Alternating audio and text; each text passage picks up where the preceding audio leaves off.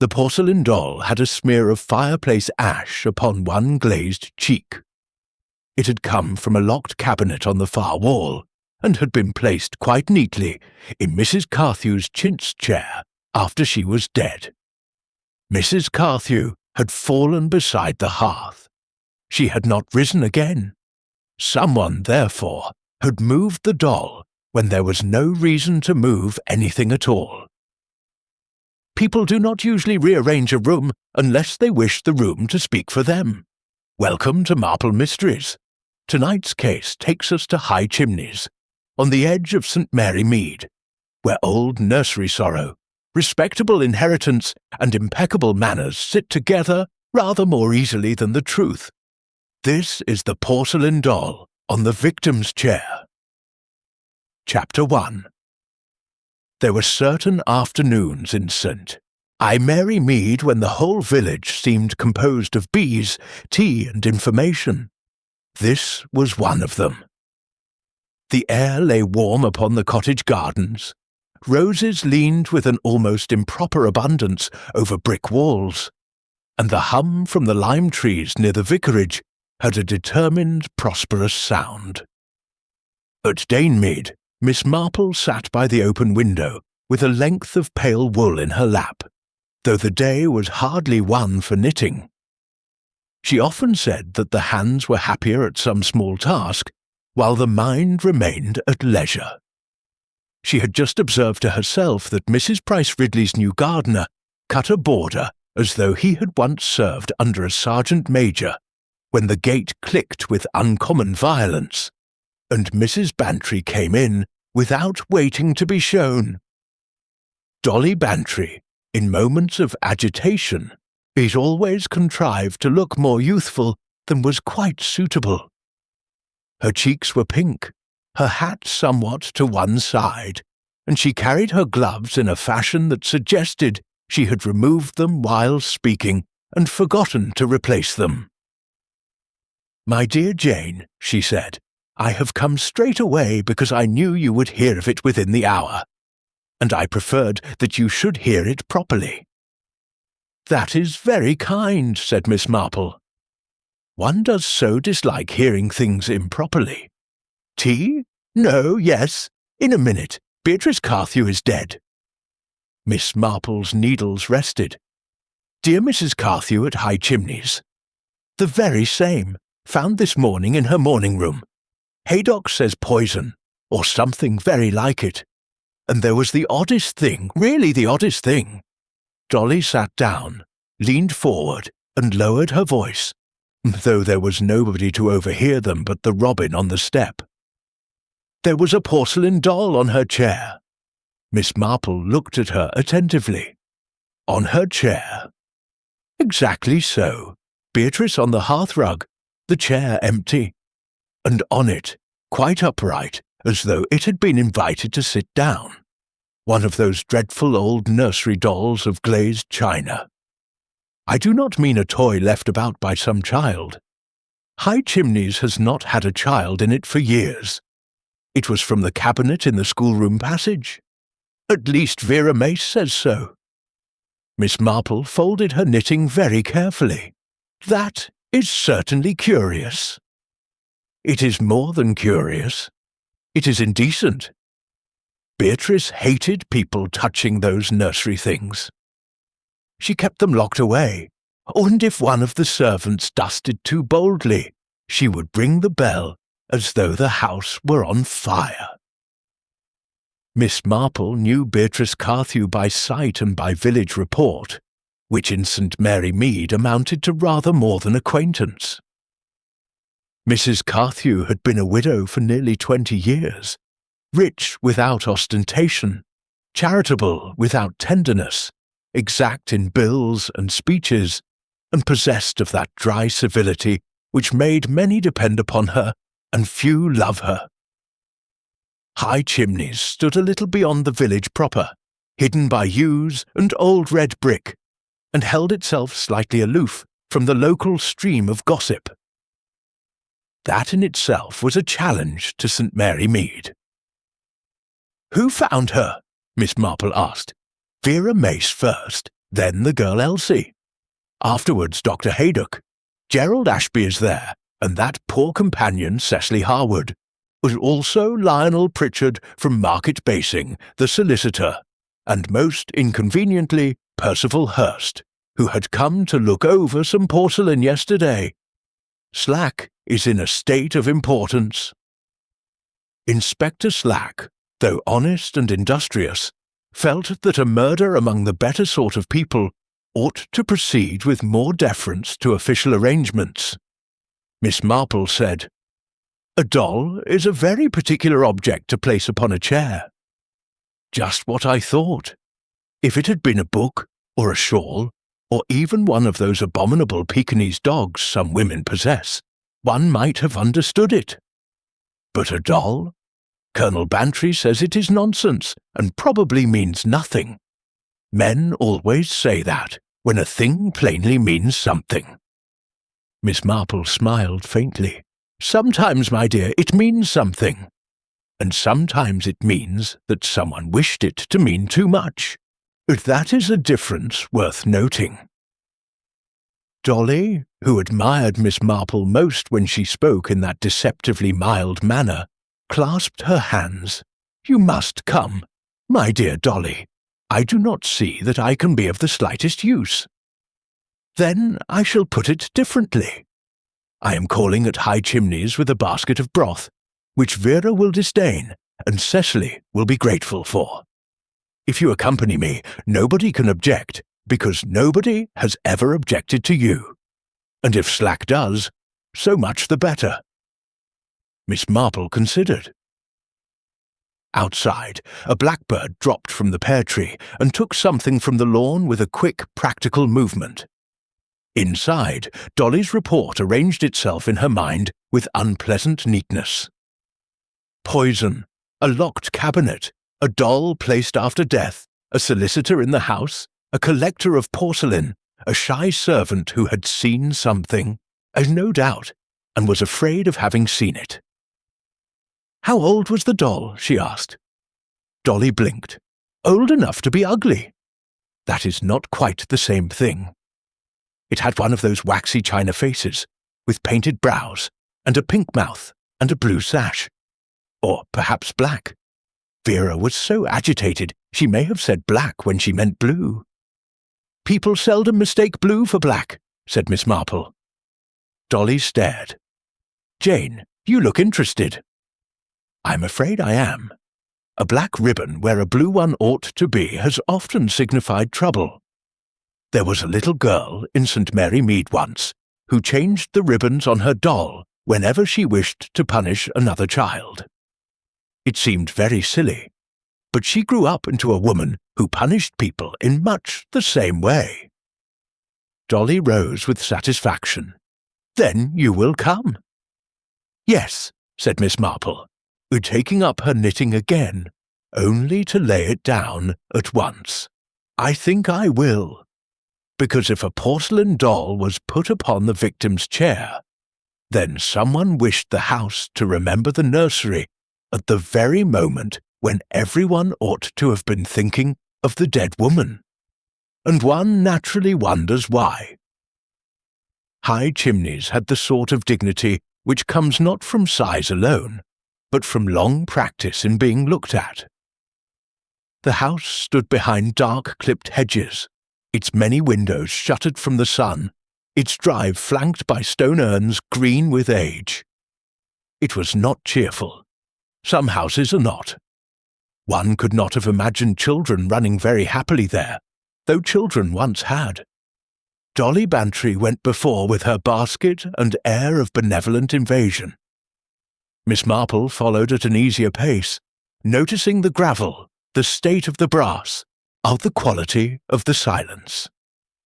Houses in mourning make a particular silence, but this was not quite that. There was strain in it, and listening. Vera Mace received them in the hall. She was a large woman with smooth, shiny hair, strained back from a broad face, a mole near the chin, and hands which looked capable of wrestling with carpets. Her voice, however, was subdued. "Mrs. Bantry, Miss Marple, It is kind of you."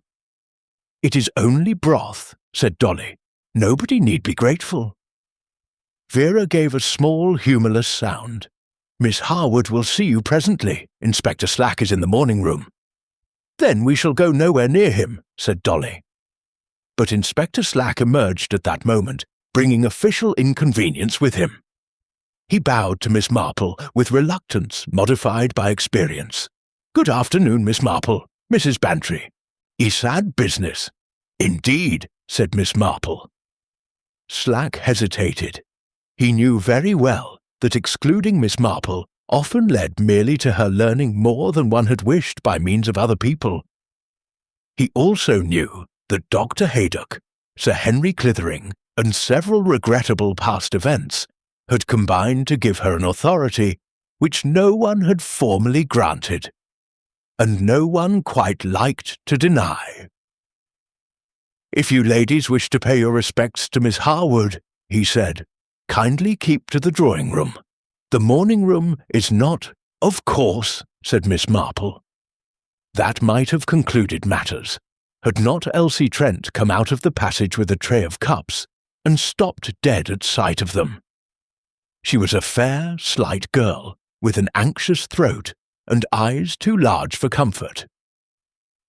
The tray shook. One cup rattled faintly in its saucer. "You silly child," said Vera sharply. Mind what you are about." Miss Marple turned. "You are overtired, I think." Elsie coloured violently and went on. Slack said, with a glance after her, "The girl is nervous. These things unsettle servants."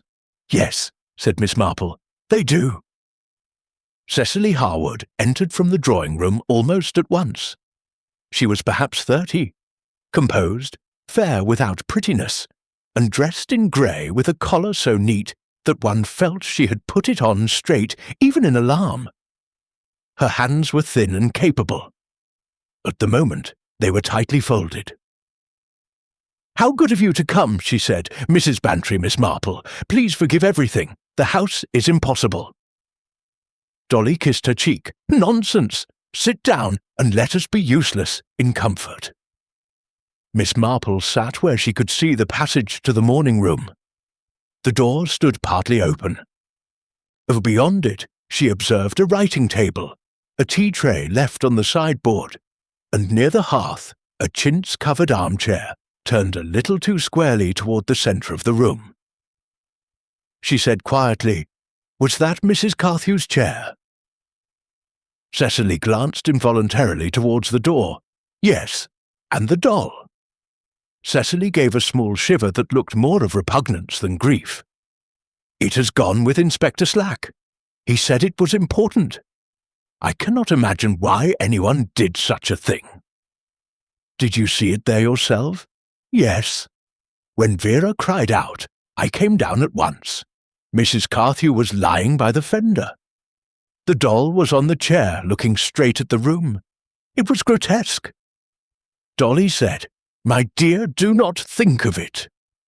But Miss Marple asked, 'Did the chair stand exactly so?' Cecily frowned. Really, I cannot say." "It was by the fire more," said a male voice from the doorway. Major Gerald Ashby came in with the limp of a man who would rather be known for having been wounded than for having recovered. He was dark, well-featured, slightly sunburnt, and wore a clipped moustache with military exactitude. His cuffs were frayed. That, in Miss Marple's experience, was often more revealing than a man's face. "It was by the fire," he repeated. "I noticed because the chair had to be moved for Haydock to reach her." Cecily turned. "No, Gerald, it was facing the desk." "It was not." They looked at one another with a quick, strained impatience that suggested the quarrel was an old one wearing new clothes. "How very odd," Miss Marple murmured. Slack reappeared and asked Gerald for a word. The Major went out at once. Cecily's expression altered. It did not soften, but it became guarded. "Mrs. Carthew expected Mr. Pritchard last night," she said abruptly, as though continuing some prior line of thought. "He came after dinner. She had spoken of altering her will. Naturally, that has made everything unpleasant." "Naturally," said Miss Marple. "And Mr. Hurst, the Chinaman, had been here in the afternoon. He is forever wanting to purchase things. Mrs. Carthew would never sell. Vera thinks servants ought to be locked up because one silver spoon is missing from the pantry, though heaven knows what that has to do with anything. There are too many explanations before one has even begun."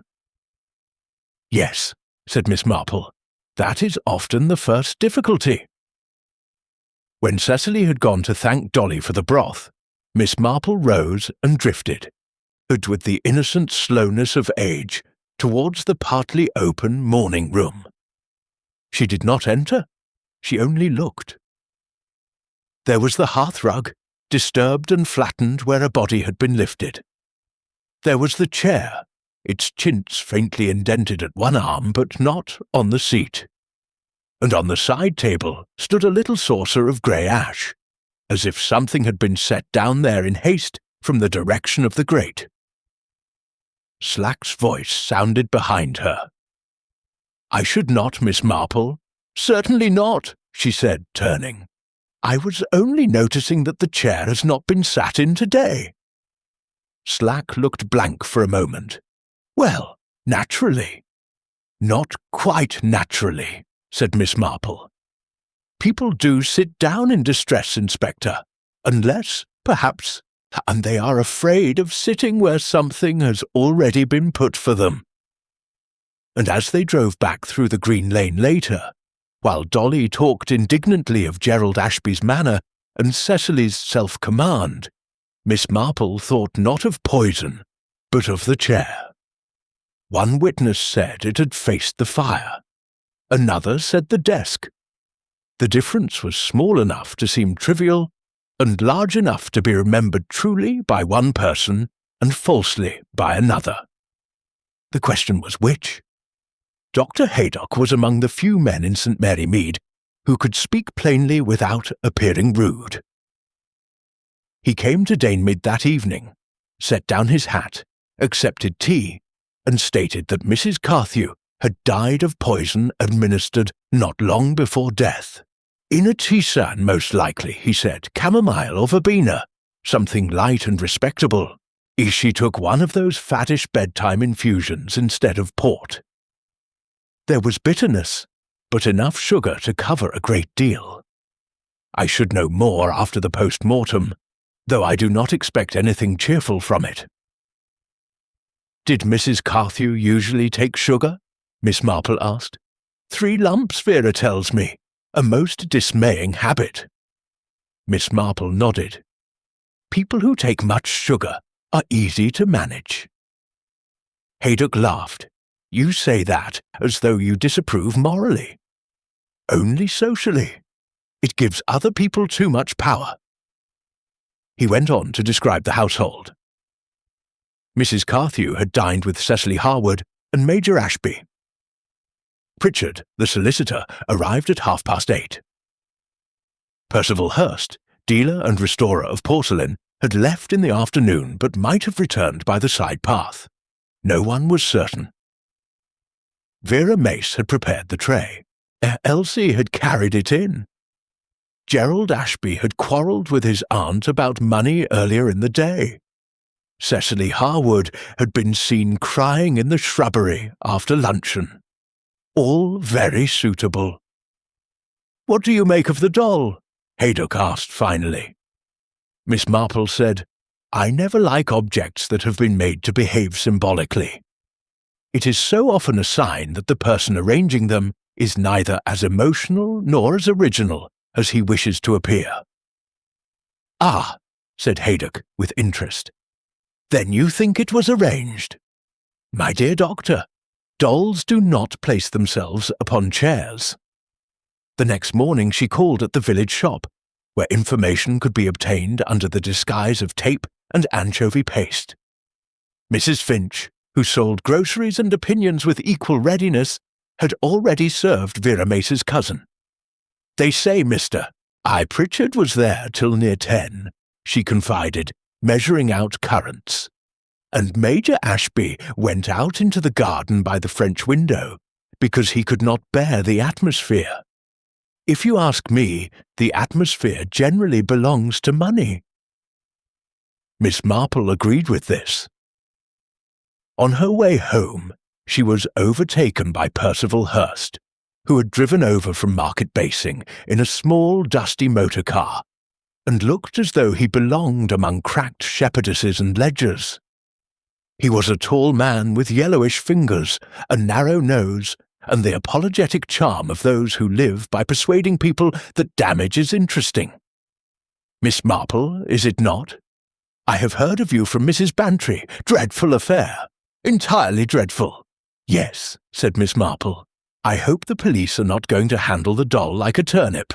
An old porcelain suffers from ignorance. Did you examine it yesterday? He looked pained. Only in the sense that I begged to. Mrs. Carthew refused. She had a most uncommon little continental thing, 19th century, perhaps earlier in conception. Painted brows, kid body, under the dress, china head and limbs. One shoe mended. I noticed that particularly because the repair was recent and badly done. One shoe mended, repeated Miss Marple. And the sash? Was it blue? Blue? No. At least, not when I glimpsed it in the chair this morning. Black flat silk, tied round the waist. A clumsy improvisation. I assumed some servant had meddled. Miss Marple's eyes sharpened, though her voice remained mild. Black flat silk? Yes, like the tape one ties round packets of legal papers. Odd choice. Indeed. Hurst drove on, leaving a little cloud of dust. Miss Marple stood quite still at the roadside. A blue ribbon might be replaced by black ribbon from a workbox. But black flat silk tape. There were not so many households where such a thing would lie ready to hand. Solicitors' offices, certainly. Account bundles, deeds, wills. In the afternoon, Dolly Bantry brought Cecily Harwood to Danemead, ostensibly for rest. Cecily sat straight-backed on the floral sofa and tried with moderate success not to appear defensive. Mrs. Carthew was kind to me in her way, she said. One cannot pretend she was easy. She liked exact obedience and disapproved of gratitude if it expressed itself untidily. But I was fond of her. Miss Marple asked, And were you crying in the shrubbery yesterday after luncheon? Cecily gave the faintest startled smile. Saint! Mary Mead loses no time. No village does. Yes, I was. Gerald had proposed to me 2 months ago. I refused him. Yesterday he spoke of it again, and Mrs. Carthew had somehow learned of it. She considered him an unsuitable husband because he has no money and too much confidence. I was not crying for romance, Miss Marple. I was crying from sheer vexation. And Mr. Pritchard? She hesitated. Mrs. Carthew meant to alter her will. She told me so. I think she had discovered something, though she did not say what. She kept referring to putting right an old omission. That alarmed Gerald. It also alarmed me, because when money is shifted in families, everyone grows candid in an unpleasant manner. Did she mention the doll? Cecily's fingers tightened. Yes, once. She said quite oddly, Rosamond has kept her own counsel longer than I have. Rosamond was her little daughter who died years ago. The porcelain doll belonged to her. Miss Marple looked down at her knitting. How very curious, she said softly. And who, Miss Harwood, would have black legal tape in that room last night? Cecily stared at her. For the first time her composure failed. I do not know, she said, but I know who carried a dispatch case. Miss Marple had always thought that houses remembered children long after adults had ceased to admit their existence. At High Chimneys there was a schoolroom passage at the back of the house, which retained, beneath polish and economy, a faded air of instruction and tears. One felt that maps had once hung there, and a governess corrected handwriting at a small table near the window. And when Dolly contrived another visit, Miss Marple allowed herself to lag behind in that passage for a moment and look at the cabinet from which the doll had come. It was tall, narrow, and locked. Vera Mace said the key had been kept in Mrs. Carthew's writing table downstairs. "Then someone fetched it," said Miss Marple. "Seems so," said Vera grimly. "Or Mrs. Carthew fetched it herself earlier. I cannot answer for everything in the house." "Few housekeepers can," said Miss Marple, which softened her. The cabinet contained wax flowers under domes, an ivory rattle, 2 tiny boots bronzed into uselessness, a sampler, and a bare space where the doll had stood. Dust marked the outline.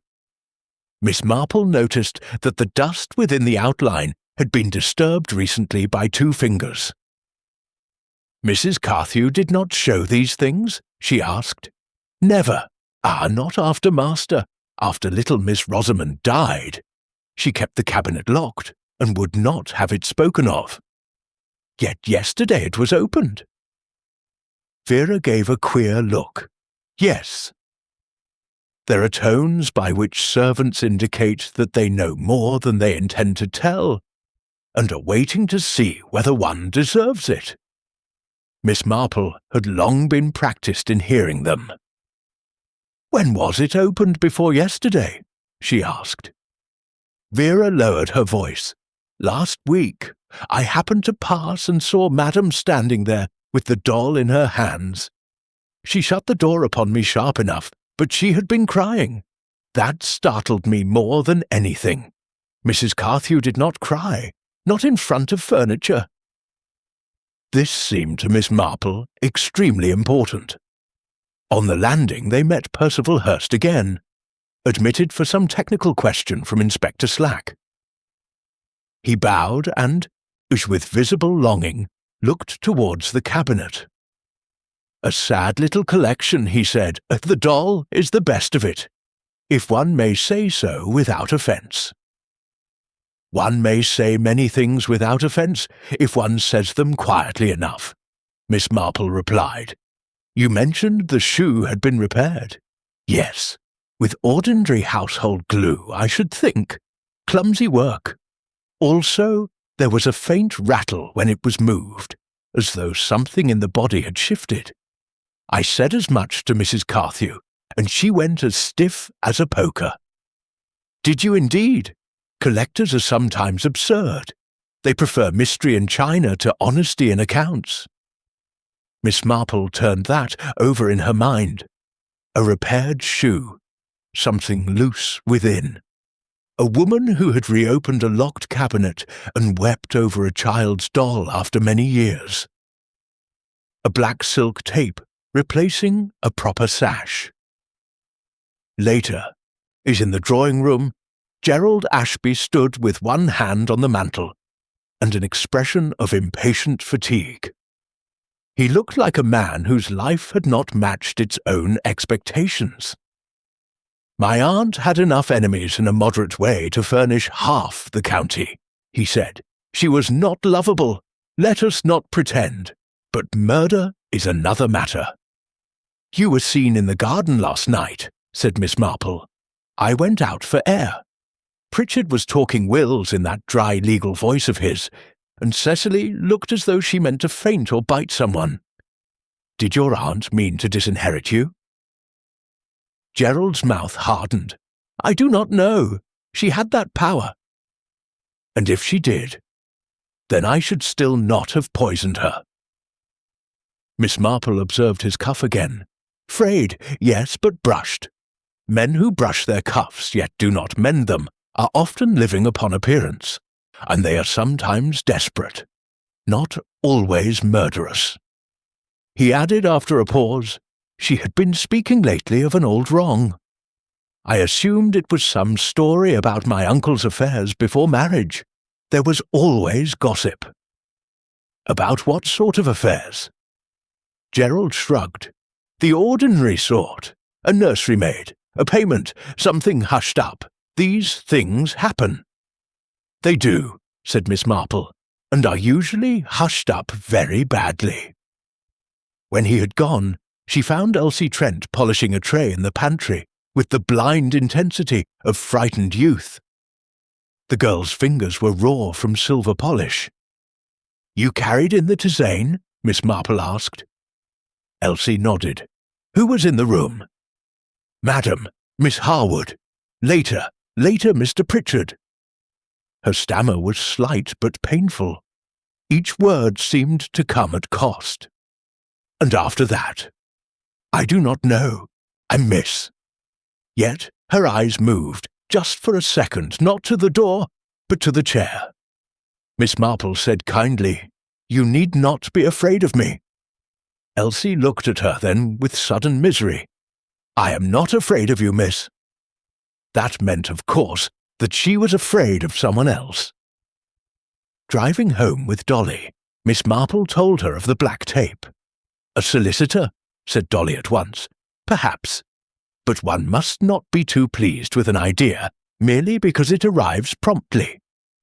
There was a grocer in the village once who accused his assistant whenever there was a till shortage because the boy had sticky fingers. It turned out the grocer himself was mislaying the half-crowns in his watch pocket." "Then what do you think?" "I think," said Miss Marple, "that the porcelain doll on the victim's chair was not meant only to be seen. It was handled, opened, perhaps altered certainly. And if a person tampers with a nursery relic on the night of a murder, one begins to wonder whether the nursery has kept more than memories." The inquest, held 2 days later, supplied the village with a structure for speculation and no real comfort. Mrs. Carthew had died of poison placed in her chamomile infusion. Opportunity had belonged to several persons. Motive, as the coroner observed with unhappy propriety, might be found wherever inheritance, dependence, and old grievances had for years lived under one roof. Miss Marple attended, knitting quietly in a place where she could see faces rather than hear law. It was a method she considered useful. Cecily Harwood gave her evidence clearly. She had left Mrs. Carthew in the morning room shortly after 8:30. Mr. Pritchard was expected. Mrs. Carthew was in a thoughtful state, and had said she would finish certain papers before bed. Gerald Ashby admitted to financial embarrassment with a candour that did him more credit than wisdom.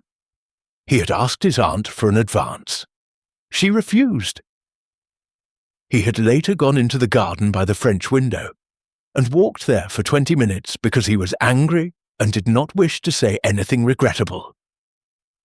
Vera Mace testified that she prepared the tray herself: pot, cup, sugar basin, spoon.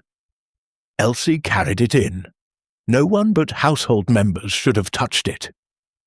"Should have," remarked Miss Marple afterwards to Dolly, "is a dangerous phrase. It nearly always means did." Percival Hurst, called because of his afternoon visit, admitted he had urged Mrs. Carthew to sell him the doll. This caused a mild stir. He explained, with the patience of one long misunderstood by practical people, that the thing was valuable, though sentiment had doubtless increased its importance in the house. He had left by 4 and had not returned. Miss Marple, who had already heard from Mrs. Finch that a small motor car was seen by the yew hedge after 9, marked him as a convenient liar, and probably an innocent one.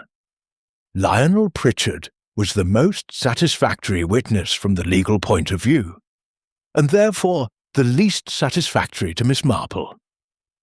He was a thin, well-preserved man with rimless spectacles and immaculate cuffs. He spoke precisely, regretted everything suitably, and volunteered nothing untidy. Mrs. Carthew had indeed discussed amending her will. She was excited by some old family matter, but too agitated for business. He had advised delay, and he then left at 9:45, believing her tired but composed. "Did you see the porcelain doll?" the coroner asked. "No." The word was small, exact, and perfectly placed. Miss Marple did not like it. After the inquest, she found herself walking back with Vera Mace, who had the exhausted air of a woman keeping a house upright by physical resentment. "Mr. Hurst lies," Vera said at once. "He came back. I heard the side gate." "Why did you not say so?" "What should I say it for? I heard a gate. I did not see his face, and if one begins speaking at inquests, one is never done." "That is true." Vera hesitated, then added, "Miss Harwood lies too, in a better-bred fashion. She had been reading Madam's private letters for weeks. I found them not in order." "Did Mrs. Carthew know?" "I think Madam knew everything. But that was the trouble with her." At High Chimneys that afternoon, Miss Marple was shown, by a miscalculation on Slack's part, into the morning room while he was occupied elsewhere. The chair remained where it had been. On the writing table stood a leather dispatch case belonging, Cecily said, to Pritchard, forgotten in confusion, and since reclaimed. Miss Marple stood before the chair and imagined it occupied not by a doll, but by a person who wished to make an effect. The room itself was severe. Dark furniture, neat papers, a silver inkstand, no frivolity except flowers. To put a doll there was not merely odd. It was almost indecently intimate. Whoever had done it knew the shock it would create. On the sideboard she noticed the sugar basin. 3 lumps remained. Vera, entering, said, "I left 6. So 3 were used." "Yes, always 3. Always." Miss Marple turned. "And who knew that?" Vera looked surprised. "Everyone in the house. That was unfortunate. Yet people do not all use knowledge equally. Some tuck it away, some forget it, and some employ it with a neatness that reveals them." In the hall she met Cecily again. The younger woman seemed close to breaking, not with grief, but with fatigue. "Mrs. Carthew had planned to send Elsie away," she said suddenly. "Indeed?"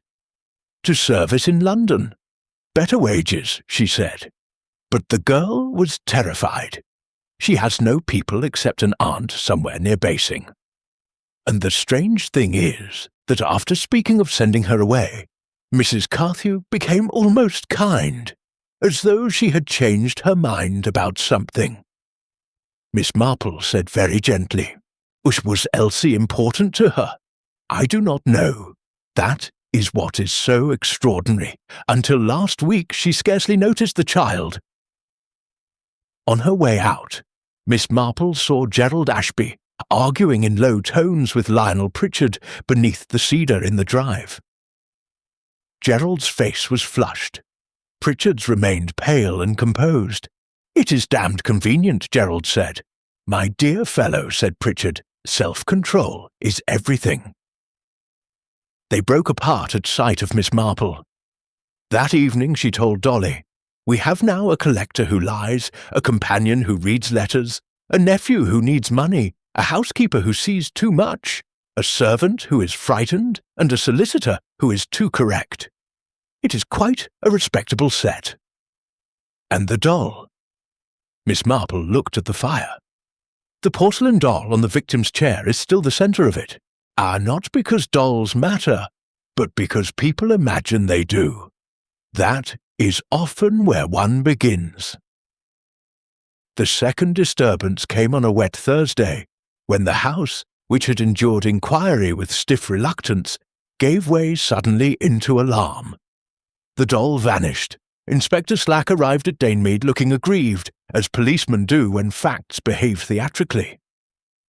"It was in a drawer of the morning-room desk," he said, "locked. I had no wish to expose the thing on a shelf like a museum piece. This morning the drawer was forced and the doll gone." "Anything else taken?" asked Miss Marple.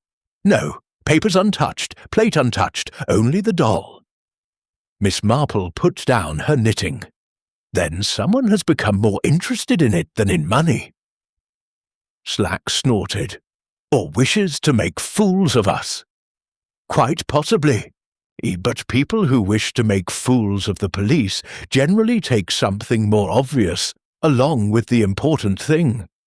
It seems less pointed. Slack disliked being instructed, especially when he knew it was sensible. There was a window unlatched in the schoolroom passage, he said. Gerald Ashby claims he was in Market Basing. Hurst says he has not set foot near the place. Pritchard was at his office. Miss Harwood has a headache. Vera is accusing everybody. And the girl, Elsie, nearly fainted when it was discovered. Did she indeed? He gave her a hard look. If you know anything, I know nothing yet. Only that the theft confirms the doll matters. After he had gone, Miss Marple sat for some time without moving. Theft, after a murder, is often more informative than the murder itself. People kill for strong reasons, and steal afterwards for weak ones' fear, haste, panic, correction. The second act is often clumsier than the first. Dolly Bantry came over after luncheon, burning with relish and sympathy in equal measure. The Basing Gazette has already called it the porcelain doll on the victim's chair, as if it were a stage piece, she said. Colonel Bantry says journalists ought to be horsewhipped. Miss Marple smiled faintly. The phrase will do us no harm. Titles have a way of fixing attention upon the right absurdity. They went together to High Chimneys, where rain darkened the brick, and every yew dripped. Cecily Harwood received them in the drawing-room. Her self-command had weakened into something more human. I cannot bear the place, she said. Now the doll has gone. The whole house seems to listen for it. That is an imaginative way of putting it, said Dolly. I do not mean to be imaginative. I mean it seems as though whatever Mrs. Carthew had meant to tell us died with her. And now someone is searching for the remains. Miss Marple looked up. Had she meant to tell all of you something? Yes, she said after dinner. Tomorrow I shall put an old matter right, and no one will thank me for it. Gerald laughed. Mr. Pritchard said legal corrections were seldom popular. Mrs. Carthew replied, This is not only legal. In the hall, Vera Mace intercepted Miss Marple. The drawer was forced with something narrow, not a poker. Something flat, she said, and there was black silk in the splinter. Black silk? A thread, caught in the wood. Miss Marple felt a small quickening in her mind, like the click of a key in a good lock. Later she found Elsie in the still room, drying cups. The girl's face was pale. You were upset when the doll was taken, Miss Marple said. Elsie whispered, I do not like it gone. No, it was... She stopped, swallowed, and tried again. It was hers. Rosamond's? Elsie looked startled. Yes, miss. How do you know? I heard Vera say. But that was not what had startled her. Miss Marple knew the look of someone who has said too little, and fears even that. She said gently, Did you ever see Mrs. Carthew with the doll before last night? A pause, then the smallest nod. Where? In the schoolroom passage. She held it very tight.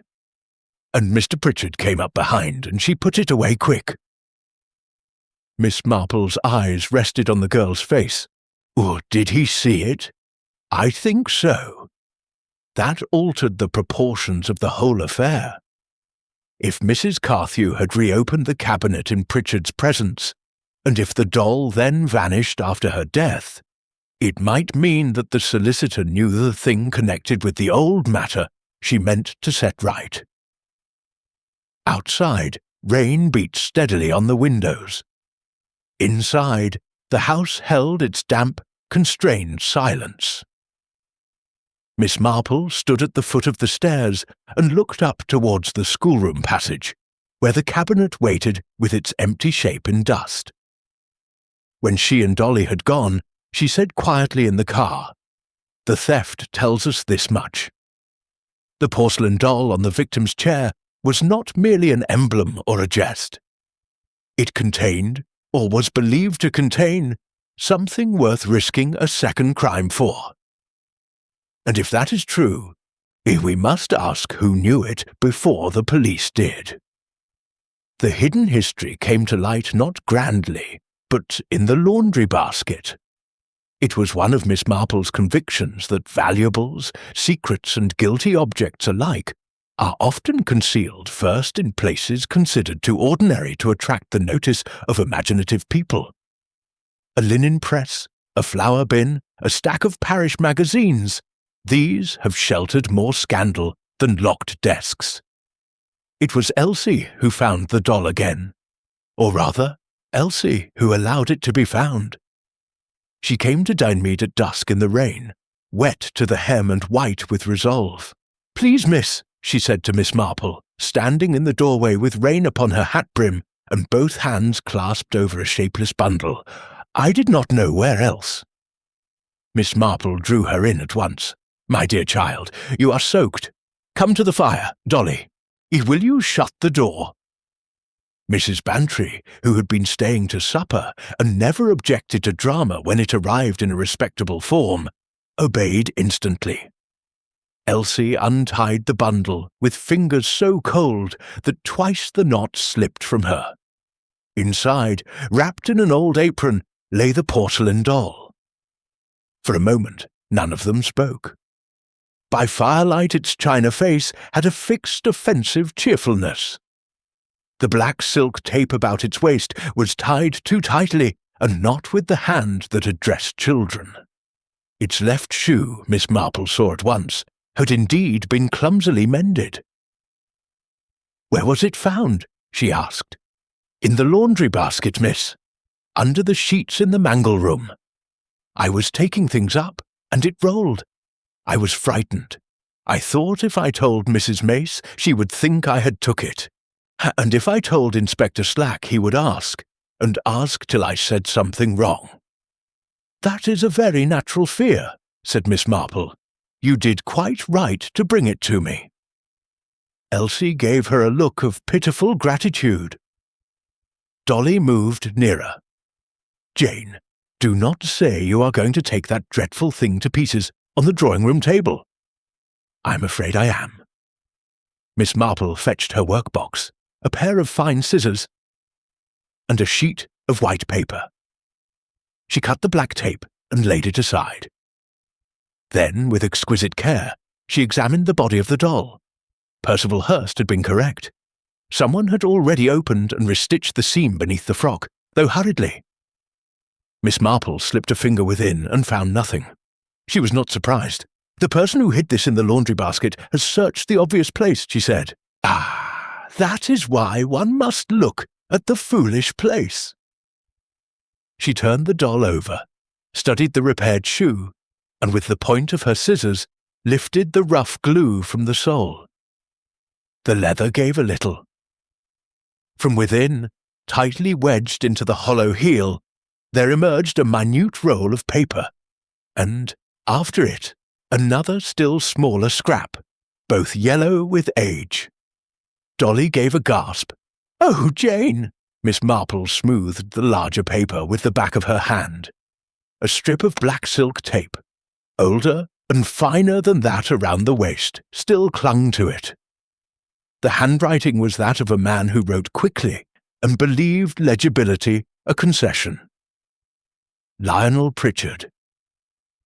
"If I am prevented from settling matters myself, you are to see that the enclosed acknowledgment concerning Agnes Trent's child, Ruth, is honoured in full. Its £10,000 are to be placed in trust for the child, and my wife informed of the reason.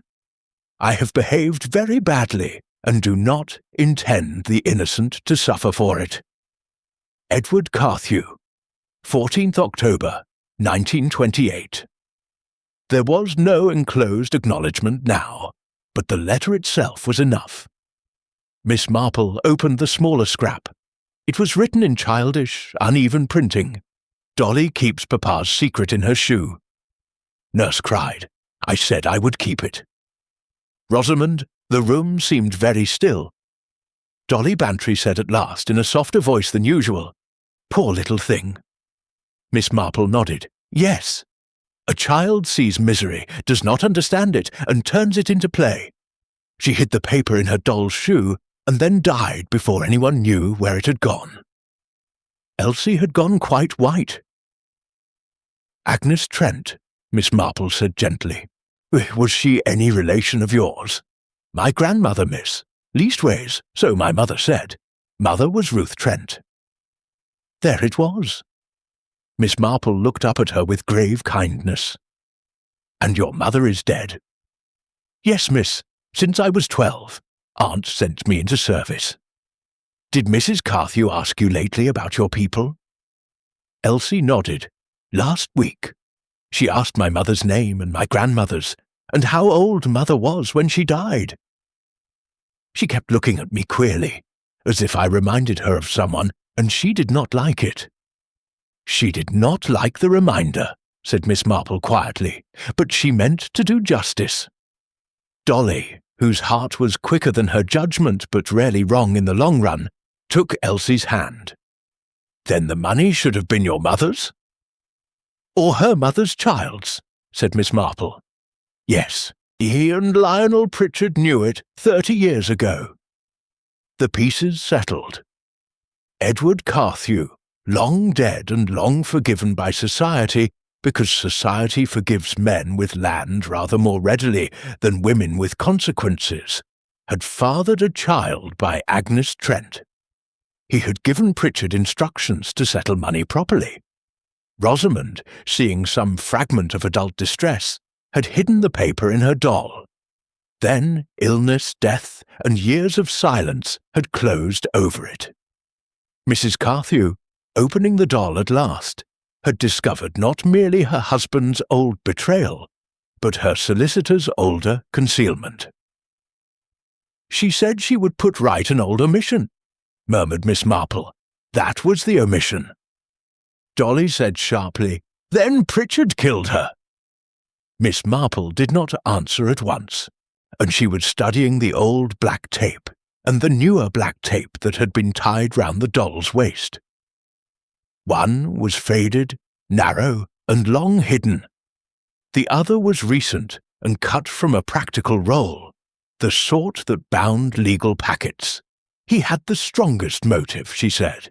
If Mrs. Carthew exposed him, he lost not only reputation, but the explanation of what became of money entrusted to him. Men do not like disgrace, particularly the dry, respectable men who have built their lives upon other people's trust. But motive is not quite enough. She turned to Elsie. "When you carried in the tray that night, what did you see?"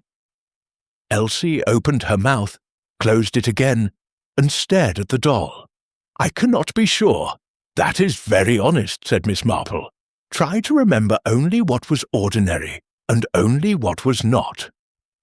The girl whispered, "Mr." Miss Pritchard was by the table.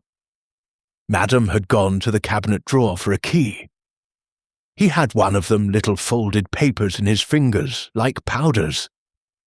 "I thought it was medicine, because he said, 'Your mistress will sleep the better for it.' And afterwards, he told me to put 3 lumps of sugar as usual."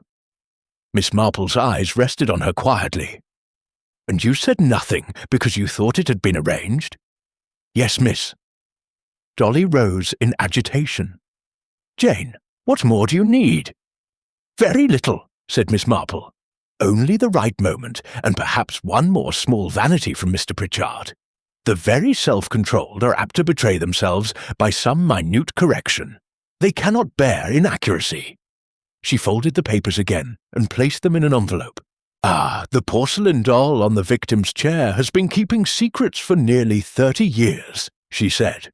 What remains is to see whether the living can keep theirs much longer."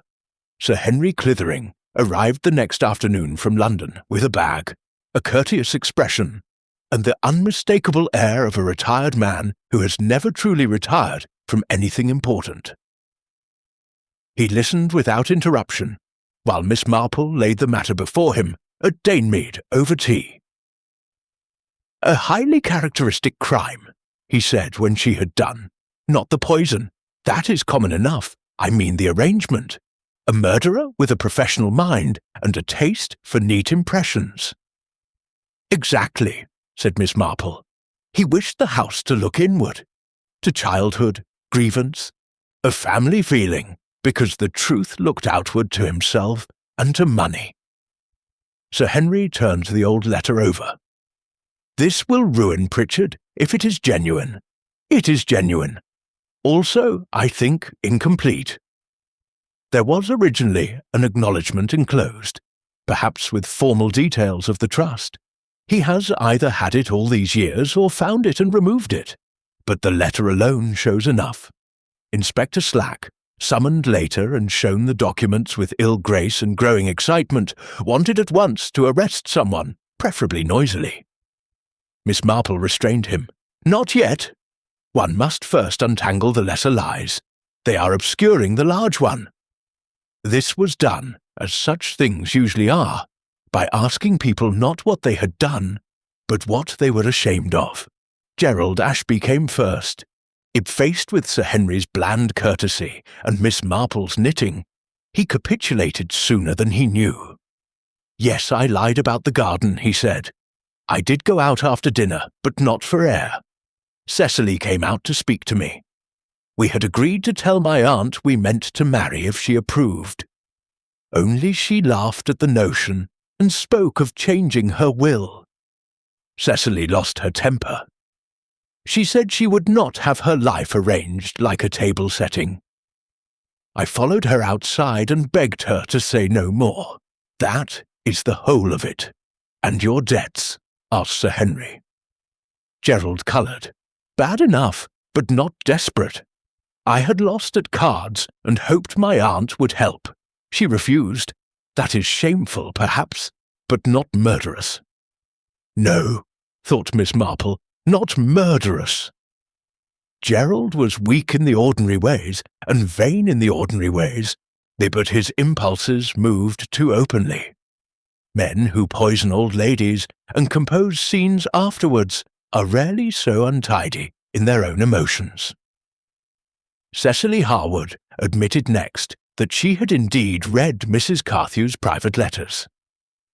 She had suspected that Mrs. Carthew meant to leave High Chimneys and most of her money elsewhere, and she feared Gerald would be ruined. "I found references to Trent," she said, sitting very straight. "An old payment, an old grievance. I did not understand them. Then Mrs. Carthew spoke of putting right something long concealed. I thought perhaps Gerald was to be disinherited in favour of some unknown claimant." "Were you fond of Gerald?" asked Miss Marple. Cecily's mouth altered slightly. "Yes. Then reading letters was foolish, but natural." Cecily almost smiled. "In that is more indulgent than I deserve." Percival Hurst proved the red herring very neatly. He had returned by the side gate after 9, as Vera suspected, because he hoped in the confusion of the solicitor's visit to persuade Vera Mace to let him examine the cabinet again on the following day. "I know how it sounds," he said miserably, "but collectors are not always at their moral best where porcelain is concerned." "No," said Miss Marple, "but you are not a poisoner, Mr. Hurst, only a little ravenous." Vera Mace pressed further, admitted that she had known Agnes Trent long ago. "She was nursery maid here before my time as housekeeper," Vera said. "A pretty thing, too pretty. There was trouble, then she left. Later, when the girl Elsie came, I wondered. The same eyes. But in service, one does not go about announcing other people's scandals from 30 years back." "All quite understandable," said Miss Marple. The only silence that remained was Elsie's. And even that began to loosen. Miss Marple found her in the shrubbery at dusk, standing by the wet box hedge, where Cecily had once cried. "Did Mr. Pritchard ever speak to you afterwards?" she asked. Elsie nodded. "This morning. He said if things became unpleasant in the house, he knew of a good place in London. He gave me an address. Did he give you money?" The girl looked down and drew from her glove a folded £5 note. "There now," said Miss Marple, "that is not generosity, that is anxiety." Elsie began to cry then, quietly and with great shame. Miss Marple let her cry. When she had done, the old lady said in her gentle voice, "You thought you had done wrong by carrying in the tray. You had not. The wrong was done by the man who used your ignorance. There was a woman once in St. Mary Mead, a very decent girl, who signed a paper because the vicar's wife told her it was for a jumble sale. It turned out to be a testimonial for a dishonest curate. She blamed herself for years, but the fault was not hers. It never is, where trust has been taken advantage of." Elsie whispered, "I think he saw me looking." "Yes," said Miss Marple, "and that is why he wants you away." That evening, as the rain lifted and the garden steamed in the last of the light, Miss Marple told Sir Henry, "The web is clearing. Gerald lies for pride, Cecily for love, Hurst for greed of a harmless kind, Vera for discretion, Elsie for fear. Only Pritchard lies for his life." Sir Henry nodded. "Will Slack have enough?" "Soon, but I should like one more thing." "What is that?" Miss Marple looked toward the envelope on her table. "I should like him to show that little flash of proprietorship by which a guilty man betrays his knowledge of an object he claims not to have seen. The innocent are careless about details. The guilty are exact." And in the quiet after supper, when the house settled and the moths beat softly against the pane, Miss Marple wondered only whether Lionel Pritchard would prove vain enough to correct her. He was. The opportunity came the following morning when Lionel Pritchard called at Danemead, ostensibly to inquire whether Miss Marple had heard any news of Elsie Trent, who, he said, seemed much distressed and perhaps might benefit from benevolent guidance. He spoke with just the right degree of concern. It was his misfortune that Miss Marple had known that degree before. There had been in St. Mary Mead a bank manager who expressed precisely the same sort of concern when elderly widows asked to see their deposit books. "Indeed," said Miss Marple, offering tea. "The poor child has had a trying time. Such odd things unsettle young persons, particularly that blue ribbon on the doll." Pritchard, who had accepted tea but not ease, turned his head sharply. "Black, surely!"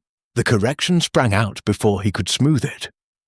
For one moment his face remained perfectly still. Then he gave a small laugh. "Or so I understood from the police description." "How very likely," said Miss Marple. She let the matter rest and asked after business in Market Basing. He answered well, and men like Pritchard always answer well until the exact point where truth ceases to serve them. At the door, however, he made a second mistake.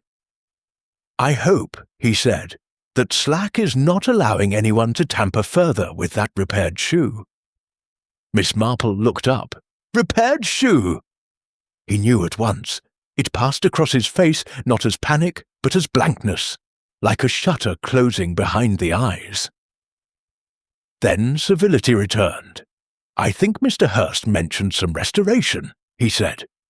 "Did he?" said Miss Marple.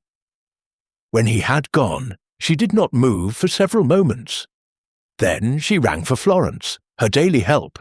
and asked that a message be taken at once to Sir Henry and another to Inspector Slack. By noon, they were both at Danemead.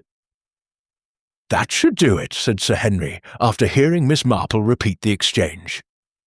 "It does more than do it," said Slack. "It places him with knowledge of the object after he swore he had not seen it. And if the girl will speak, the girl will speak," said Miss Marple. "Kindly, if you please." Elsie was brought in later, white but steadier than before. Between Miss Marple's quiet prompting and Sir Henry's grave patience, she remembered more. Not imagination, not embroidery, only one plain addition to what she had already said. "When I carried the tray in," she whispered, "Madam said her spoon was not clean enough. She sent me back for another. When I came to the door again, Mr. Pritchard had the cup in his hand and was stirring. He said, 'That is right, leave it. I am helping your mistress.' And there was a bit of white on the spoon, not sugar. It had not melted proper." "Did Mrs. Carthew drink it while he was there?" asked Slack. "No, sir. After. He was taking papers from his case." Miss Marple nodded. "There we are. He used his moment." Haydock, consulted on the point, said a soluble powder in a sweet tisane would do very well, especially if sugar followed. He did not insist on naming the substance in moral company. The rest arranged itself with melancholy exactness. Mrs. Carthew had shown or hinted at the contents of the doll. Pritchard, recognizing danger, had dropped poison into the cup while she turned away. She drank after he left and collapsed near the hearth. He returned, perhaps at once, perhaps after hearing commotion failed to begin, and searched for the missing paper. Not finding it in desk or cabinet, he opened the doll's body, replaced its sash with black tape from his dispatch case, and set it on the chair to cast suspicion towards old family disturbance. Later, and when police seized the doll, he stole it, searched again, and hid it in the laundry basket when interrupted. "But why leave the letter in the shoe?" asked Slack. "Because he did not know a child would hide a secret in the foolishest place possible," said Miss Marple. "Adults always search where they themselves would have hidden it." Sir Henry smiled faintly. "And the chair?" Miss Marple considered. The chair was Mrs. Carthew's accustomed place for family interviews. By putting Rosamond's doll there, he suggested a family ghost sitting in judgment. It is the sort of false poetry very methodical men attempt when they want to appear beyond suspicion. Real emotion is usually much less arranged. Slack got up with the air of a man who sees at last a straight road after too much hedge and mud. "I can take him now." "Not yet," said Miss Marple. Slack stared. "I should prefer," she said, "that everyone be present at High Chimneys this evening. Gerald, Cecily, Vera, Hurst, Elsie, Dr. Haydock, yourself, Sir Henry, and Mr. Pritchard. It is always better, where possible, for truth to arrive before those who have been frightened by it. Also, I think Mr. Pritchard may still attempt one last correction." "Correction of what?" "Of me," said Miss Marple placidly. That evening the yew walk at High Chimneys was dark and windless. The drawing-room lamps had been lit early. The house seemed to be waiting, though whether in fear or relief one could not quite say. On a side table, by Miss Marple's request, lay the porcelain doll once more, its black tape removed, its china face turned slightly towards the room. Dolly Bantry, arriving with Colonel Bantry in tow and an air of irresistible attendance, whispered, "Jane, I feel as though the thing is listening." "My dear," said Miss Marple, "it has listened for 30 years. Tonight it may at last be answered." And as the household and visitors gathered one by one, each carrying private dread beneath outward composure, only one question remained: whether Lionel Pritchard would preserve his self-command when the doll was made to give evidence. No room is more oppressive than a respectable drawing-room, when everyone in it knows that respectability has begun to fail. High chimneys possessed a particularly well-bred oppression. The curtains were drawn against the autumn evening. The lamps shone upon polished tables, stiff portraits, and the glazed cheek of the porcelain doll, lying upon a square of white linen. Outside, the cedar branches moved very slightly. Inside, nobody seemed inclined to move at all. Gerald Ashby stood with his back to the mantel, restless even in stillness. Cecily Harwood sat upright on the edge of a chair, her hands folded so tightly that the knuckles showed white.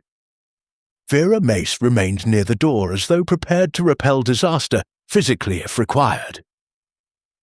Percival Hurst had the air of a man miserable to be included, and more miserable to be excluded. Elsie sat beside Dolly Bantry, who had drawn the girl under her wing with a determination that bordered on military protection. Dr. Haydock lounged near the lamp, deceptively casual. Sir Henry Clithering stood by the window.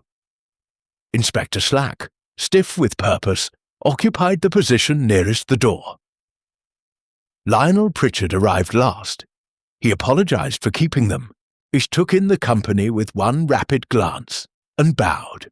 "I confess I do not understand the necessity for this gathering." "No," said Miss Marple, "but I think you soon will."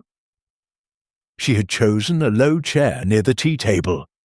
Her knitting lay untouched in her lap. That detail affected Dolly afterwards more than anything else, for Miss Marple generally knitted through all but the gravest scenes. Pritchard's gaze rested for the briefest instant on the doll. If one had not been watching for it, one might have missed the slight contraction at the corner of the mouth. Miss Marple began quite mildly. "When a number of people lie in one house, it need not mean murder. It may mean love, debt, ambition, embarrassment, kindness, or merely poor judgment. At High Chimneys there has been a good deal of lying of all these smaller kinds. Major Ashby concealed a meeting in the garden, because he was ashamed of his dependence upon Mrs. Carthew, and did not wish Miss Harwood compromised. Miss Harwood read private letters, because she feared for Major Ashby's future. Mr. Hurst returned to the house, because he wanted badly to get hold of the porcelain collection. Mrs. Mace concealed old knowledge because servants do not like to produce buried scandals unless forced. Elsie Trent concealed a memory because she was frightened, and because a man in authority made her ignorance serve him. She paused, but only one person had reason to fear, not social awkwardness or gossip, but exposure. Only one person stood to lose an entire character. Pritchard said with admirable calm, "Really, Miss Marple?" "Yes," she said. "Oh, really?" She took up the old letter and held it delicately between finger and thumb. This was hidden in the shoe of the doll now known, in the papers and by the village, as the porcelain doll on the victim's chair. It was written by Edward Carthew to you, Mr. Pritchard, in 1928. It directs you to settle a trust on Agnes Trent's child, Ruth, and inform Mrs. Carthew. You did neither. There was a stir in the room. Vera closed her eyes briefly. Gerald uttered an oath under his breath.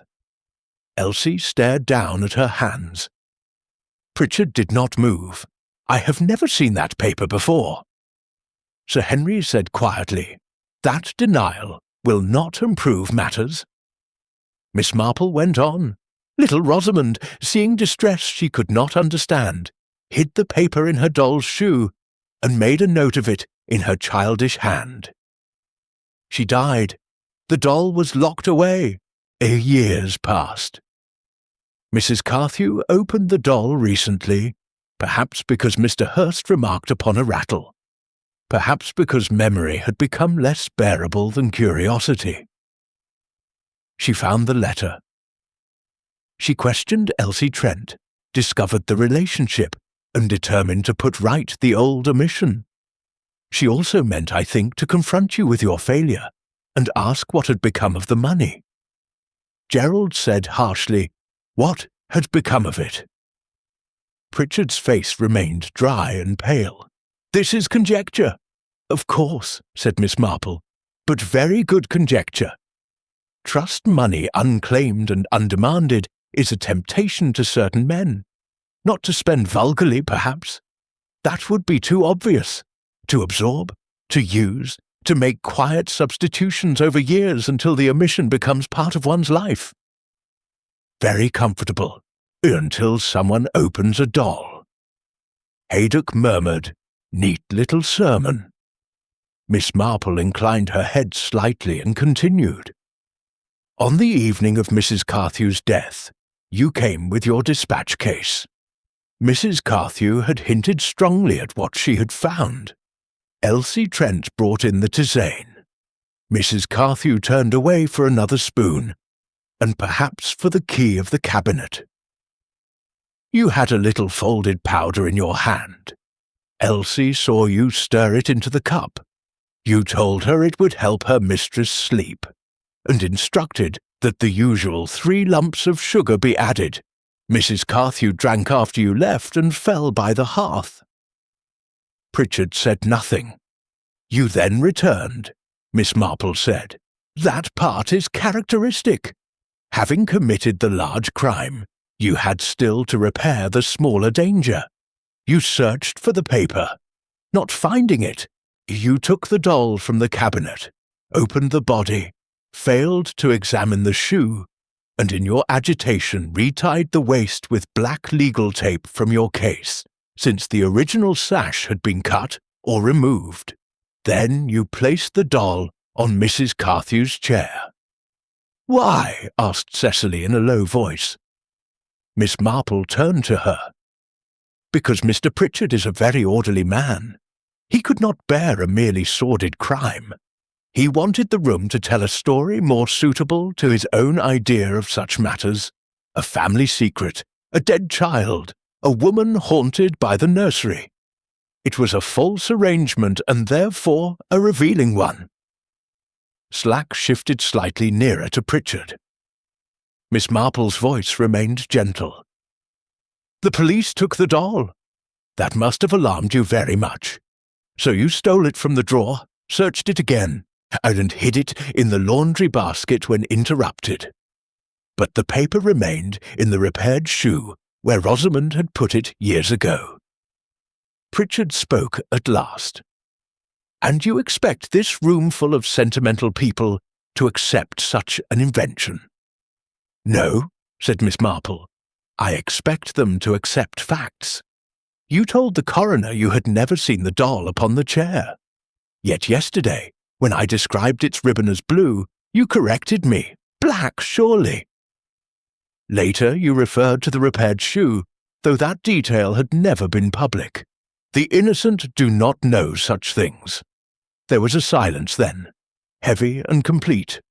Pritchard looked round the room, not imploringly, not even angrily, but as a man measures a wall for weaknesses. He found none. Elsie had begun to tremble. Dolly put an arm round her shoulders. Sir Henry said, "Mr. Pritchard, I advise you to say nothing further." For the first time something changed in the solicitor's face. It was not collapse exactly, but a withdrawal of the social mask. One saw beneath it a small, hard fatigue. "She meant to publish it all," he said, "to make a spectacle, after 30 years. "No," said Miss Marple softly. "She meant to make restitution. The spectacle was your own." Inspector Slack stepped forward. "Lionel Pritchard, I must ask you to come with me." Pritchard rose. He looked once, oddly enough, not at the people in the room, but at the doll upon the linen cloth. "A foolish hiding place," he said. Miss Marple answered, "Only to an adult." He gave the smallest of shrugs and went out between Slack and Sir Henry. When the door had closed, the room seemed suddenly larger and shabbier, as rooms do when the central falsehood has been removed. Gerald turned away and stood staring into the fire. Cecily let out a long breath and put her hand over her eyes. Vera Mace crossed at once to Elsie, awkward and resolute. "Well," she said, "you're not to go to London with any addresses from him, that is certain." Dolly Bantry began to cry, not noisily, but with great indignation. Miss Marple, who had not cried, reached for her knitting at last. Outside, the cedar stirred against the dark. Inside, High Chimneys was no longer listening for the secret in the porcelain doll on the victim's chair. It had heard it. But there remained, before all was quite at rest, the quieter question of what should become now of the living.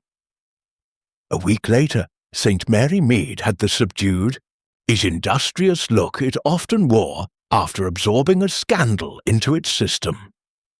The gardens continued, the hens continued, the church bells continued, though Mrs. Price Ridley declared they sounded different after a murder, which Miss Hartnell said was nonsense, as bells could not take sides.